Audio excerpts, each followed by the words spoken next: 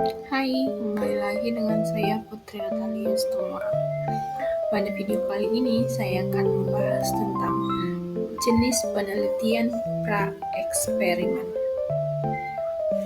Yang dimana definisi eksperimen adalah penelitian eksperimen adalah penelitian yang dilakukan untuk mengetahui pengaruh atau pemberian suatu perlakuan atau variabel bebas terhadap variabel terikat.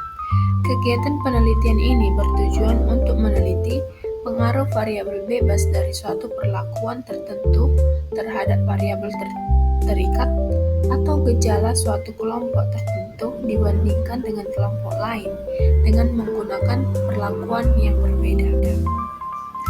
Yang dimana langkah-langkah penelitian eksperimen. Yang pertama, menetapkan permasalahan yang signifikan untuk diteliti. Yang kedua, pemilihan subjek penelitian untuk pengelompokan eksperimen dan kelompok kontrol. Yang ketiga, pembuatan atau pengembangan instrumen penelitian. Yang keempat, pemilihan desain penelitian eksperimen yang sesuai dengan kondisi subjek penelitian dan tujuan penelitian. Yang kelima, melaksanakan proses penelitian sampai menghasilkan data penelitian. Yang keenam, melakukan analisis data. Dan yang ketujuh, memformulasikan simpulan.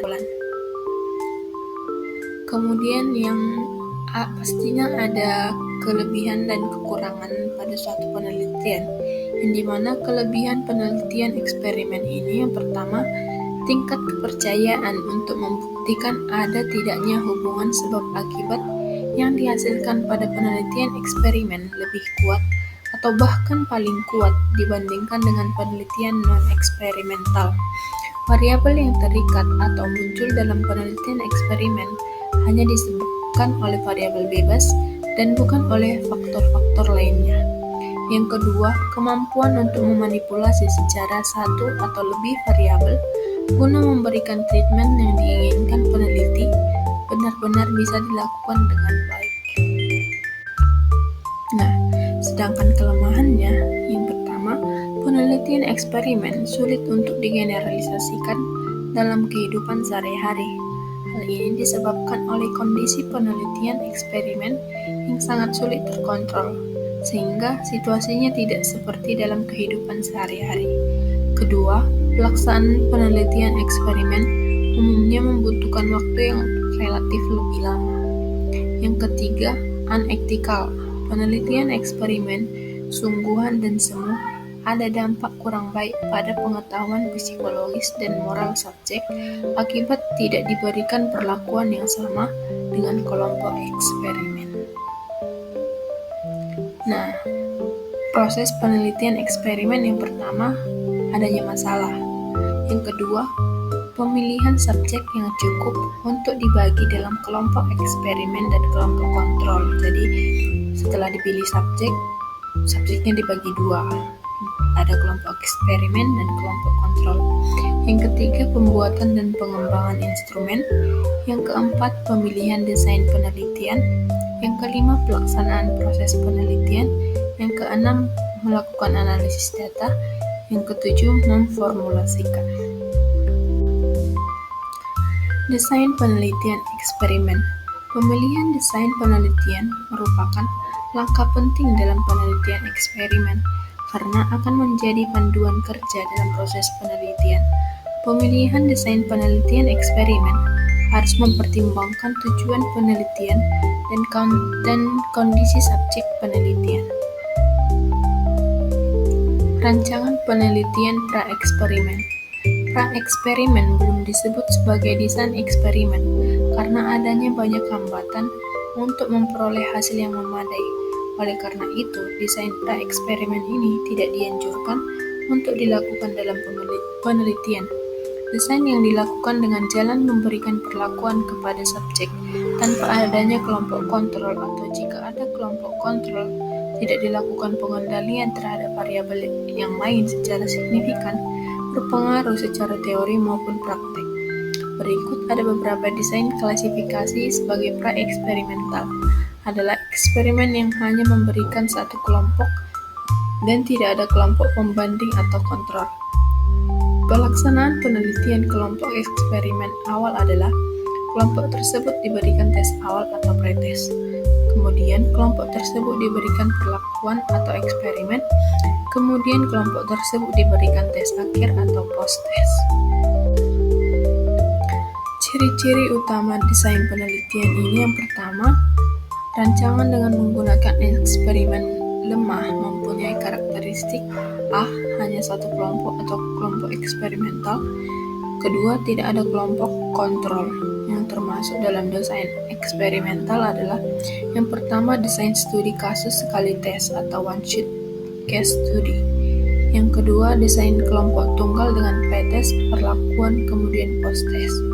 Kemudian ketiga, desain rangkaian waktu tanpa kelompok kontrol atau time series, desain without control. Kemudian ada beberapa jenis desain penelitian eksperimental. Yang pertama itu one-shot case study, yang digunakan untuk menunjukkan kekuatan pengukuran dan nilai ilmiah suatu desain penelitian. Model ini proses penelitian dilakukan pada suatu kelompok, lalu diberikan perlakuan. Setelah diberikan perlakuan, selanjutnya diambil data dari subjek penelitian. Bentuk bagannya ada di bawah, yang dimana perlakuan itu X, kemudian observasinya itu O. Di mana perlakuannya itu memberikan perlakuan pada variabel independen dan pengamatannya atau observasinya itu pengukuran pada variabel dependen. Misalnya dalam penelitian eksperimen ingin mengetahui pengaruh buah bit terhadap kejadian anemia. Pemberian buah bit merupakan perlakuan, sedangkan data kejadian anemia dapat dilakukan dengan observasi untuk mendapatkan data. Yang kedua itu one group pretest dan post-test. Desain one group ini terdapat pretest sebelum diberlakukan perlakuan, kemudian hasil perlakuan dapat diketahui dengan lebih akurat karena dapat membandingkan dengan keadaan sebelum diberikan perlakuan dan sudah diberikan perlakuan. Yang dimana langkah-langkahnya itu yang pertama memilih kelompok subjek untuk sampel, yang kedua mengadakan pretest, yang ketiga memberikan perlakuan, yang keempat memberikan post-test setelah perlakuan, yang kelima mencari rata-rata skor dan simpangan baku, dan yang terakhir menguji perbedaan rata-rata dengan uji T. Kemudian yang ketiga itu intake group comparison. Penelitian eksperimen jenis ini menggunakan satu grup yang dibagi menjadi dua, yang satu memperoleh stimulus eksperimen dan yang lain tidak mendapatkan stimulus apapun sebagai alat kontrol. Masalah yang akan muncul dalam desain ini adalah menyangkut resiko penyeleksian terhadap subjek yang akan diteliti. Untuk mengatasi kelemahan tersebut, grup tersebut pemilihan subjek penelitiannya harus dipilih secara acak.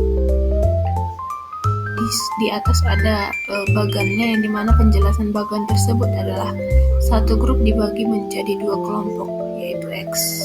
X adalah perlakuan pada kelompok 1, yaitu 01. Setelah diukur mendapatkan data, dan O2 kelompok 2 yang tidak diberikan perlakuan juga diambil datanya.